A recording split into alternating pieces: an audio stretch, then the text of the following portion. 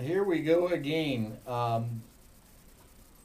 Kids and guns, or if you prefer, commonly referred to this. I don't know what you think. This is cute. Uh, some people might call this an assault rifle. It actually isn't because it's not an automatic. But for the sake of really getting in trouble here, we can call this assault rifles for kids. Because this is a relatively diminutive size firearm. But anyway, the reason we would even say that, not to be provocative necessarily, but rather to help a person understand that this is just a tool. And in this case, because this is not an automatic weapon at all, it is semi-automatic, or best put, it is an automatic reloader. So that when you fire the trigger right here once, another round out of the magazine that's not in here will be loaded into the chamber, and then if you pull the trigger again, it'll fire. So it's oftentimes they call them auto loaders, like an auto loading shotgun or an auto loading 22. In this case, this is an auto loading 7.62 by 39 VZ-58 Czechoslovakian army gun.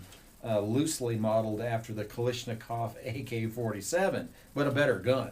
Well, don't argue with me about that, because I'm telling you right now, the Czechs know how to build a gun. But anyway, where we were going with this, though, after that little bit of fun that we had, is basically just that if you have fear and paranoia and you think that kids, youngsters, and I wouldn't even be training a 6-year-old with this probably.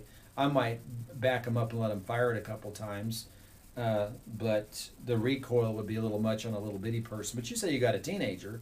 By back them up, he means be close enough that if they did anything inappropriate, they couldn't do it because he'd be right there to stop it. Right.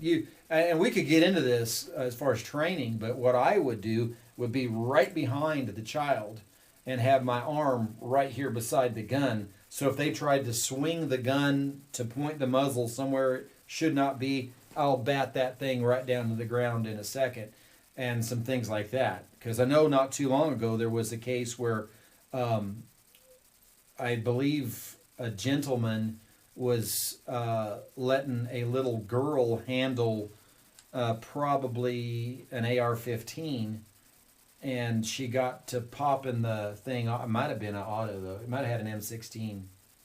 But anyway, it seemed like it was a full auto.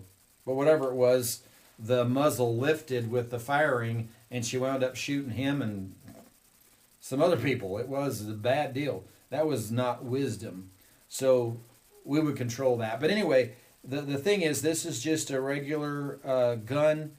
It does have a stock that'll fold out.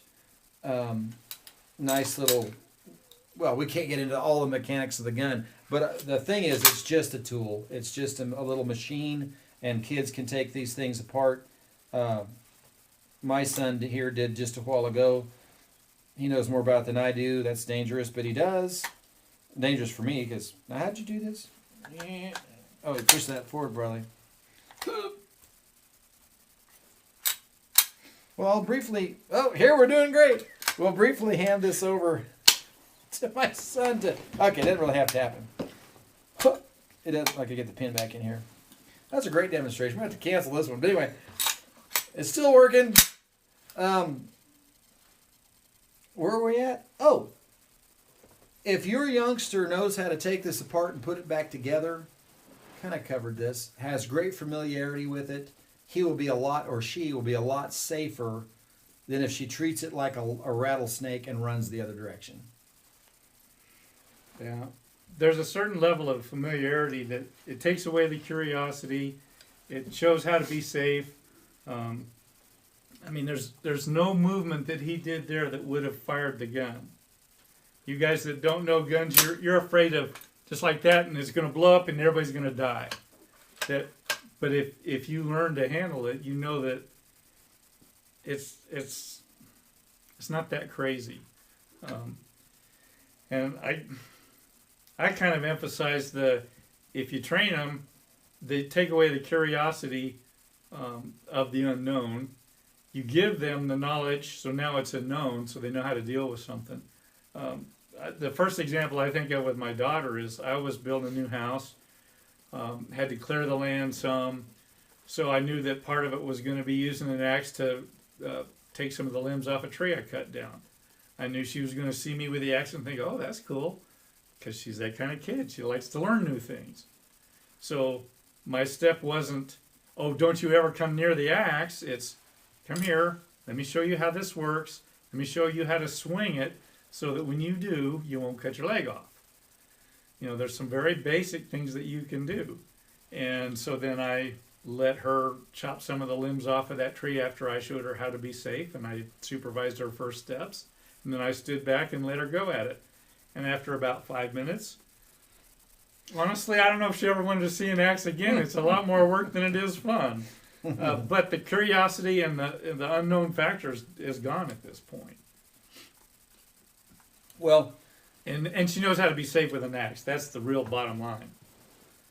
we have police officers who handle firearms every day for 30 plus years in a career.